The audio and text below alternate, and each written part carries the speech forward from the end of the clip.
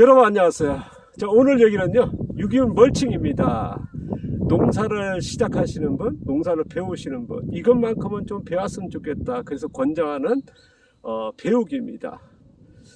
자, 오늘 세 번째 얘기인데요. 첫 번째로서 제가 작물 키우기에 필요한 양분을 우리가 이제 화학비료나 퇴비 같은 거 넣어서 작물 키우는 방법도 있지만은 토양에서 자생적으로 양분을 생산하는 방법도 있다는 말씀 드렸습니다. 그런 기술도 이제 배웠으면 좋겠다는 의견 드렸고요. 두 번째로서는 미생물 얘기했습니다. 우리가 보통 이제 배양된 미생물 많이 쓰지 않습니까?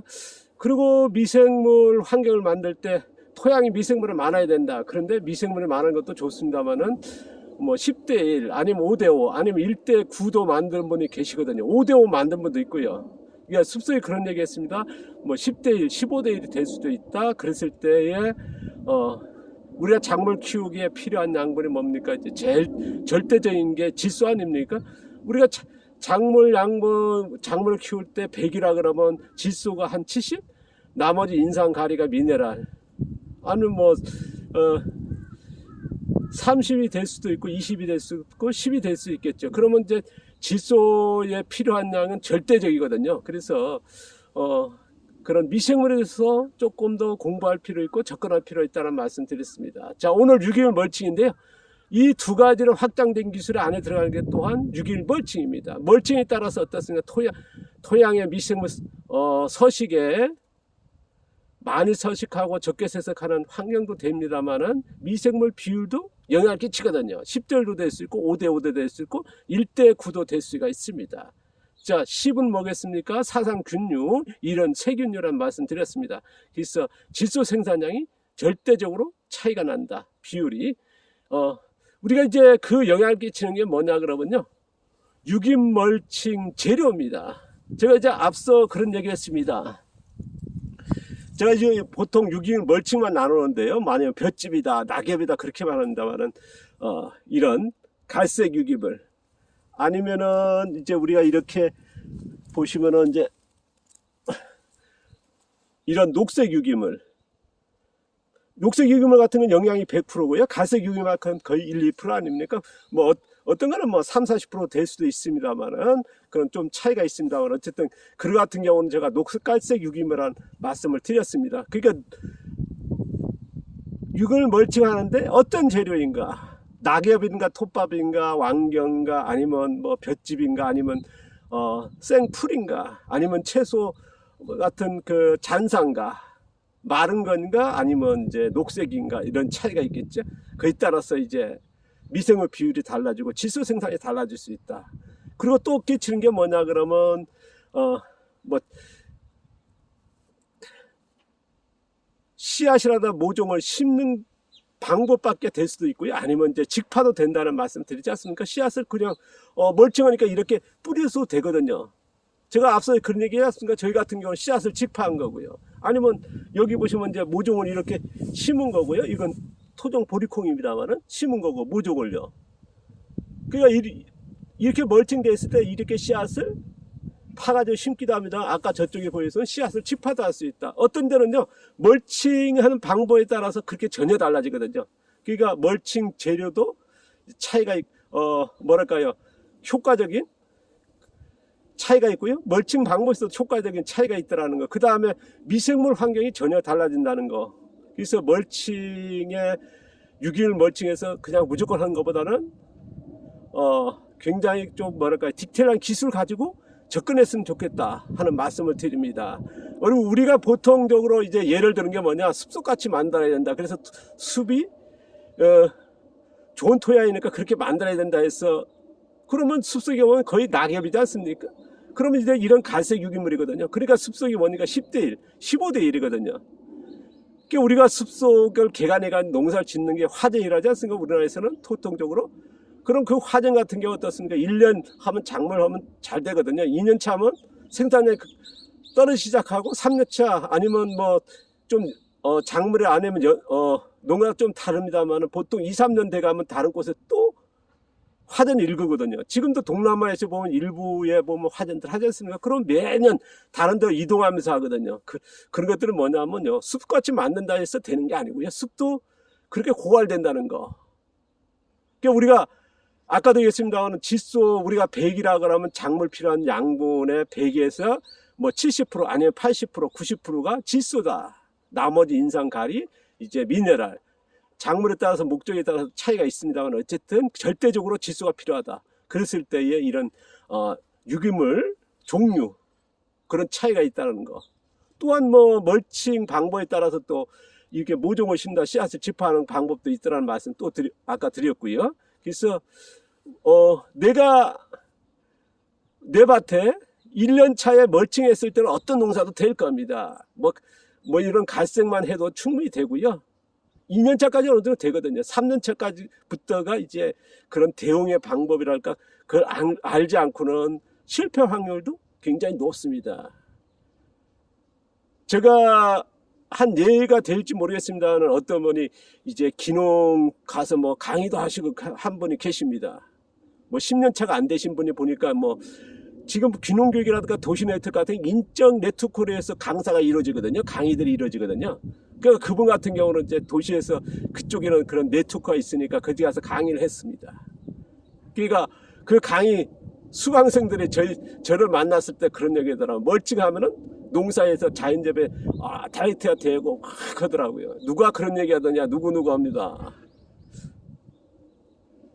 존재 충격적 받았습니다.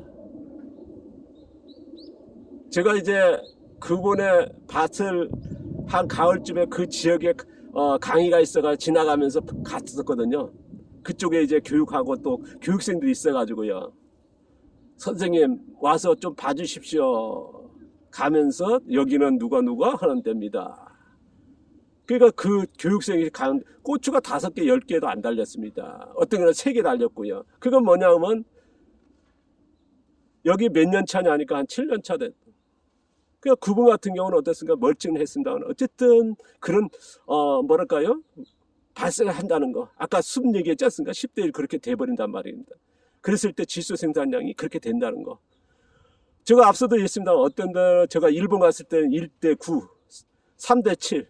그 같은 경우는 질소에 대한 문제 없거든요. 작물 화학비료나 퇴비 같이 생산한 농가하고 똑같은 재배 기간에 생산량을 높입니다. 하지만은 10대 같은 경우 비율 됐을 때 멀칭했을 때 멀칭제로 됐을 때의 대응 방법을 알지 않으면요 지속적인 농업은 힘들어질 수가 있습니다. 어떤 분들은 보면 이제 뭐 극단적인지 모르겠으면 제가 몇 번 예를 들었습니다. 우리나라의 뭐 자연재배 대가 보면 부직포 씌우고 작물에 그냥 주렁주렁 달렸습니다. 가서 보거든요. 그러니까 야 아무것도 안 해도 되는구나. 그리고 또 한 예를 들겠습니다. 정말 그렇게 될까 하는 것도 있고요. 또 하나 예는 뭐냐면 숲속까지 만든다고요. 가서 보니까 이제 부엽토 만든다고 숲속 뭐 우드칩 같은 거 뭐 각종 재료해 가지고 막 뭐라죠? 우리가 퇴비 만드시 반류시키고 있더라고요. 그게 뭐냐면 부숙시켜 가지고 숲속같이 가면 이제 부숙토에 가면 이제 뭐 낙엽도 있잖아요. 밑에 부슬부슬하게 여러 가지 뭐랄까요? 동생물 살면서 부숙되지 않습니까? 그러니까 그 부숙토를 만든다는 겁니다. 그러니까 우리가 말하면 정확히 하면 부숙 퇴비를 만드는 거거든요.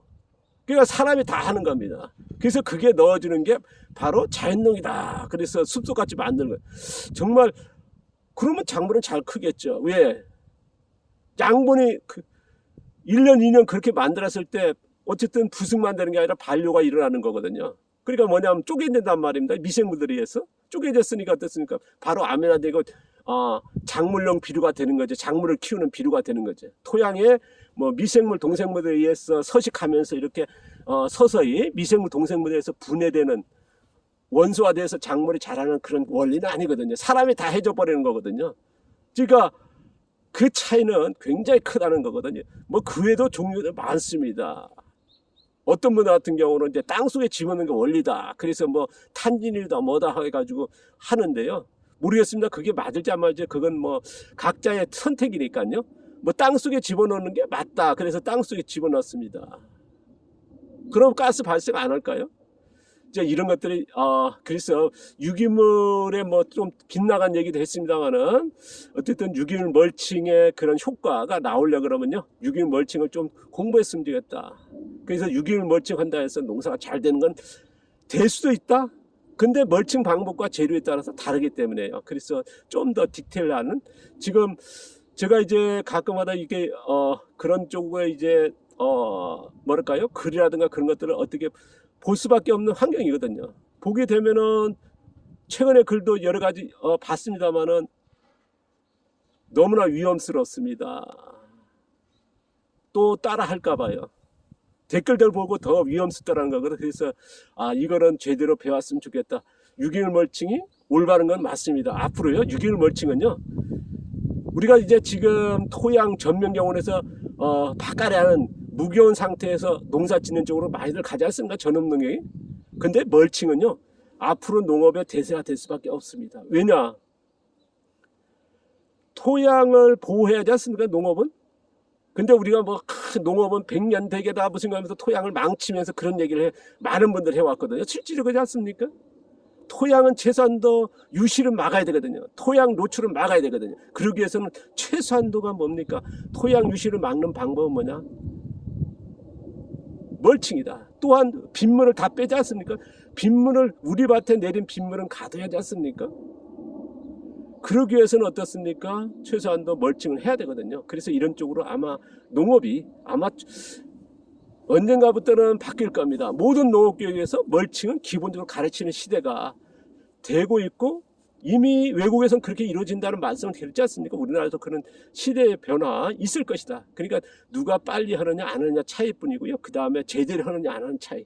이왕에 하는 거 지금 하시는 분들이 저 영상을 보고 있을 겁니다.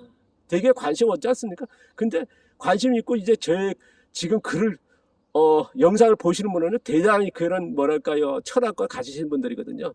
그런데 거기에서 조금 디테일하게 갈 필요가 있다는 말씀 드리면서요. 뭐 이거에 대해서 이제 앞으로 자세히 소개하겠습니다. 감사합니다. 고맙습니다.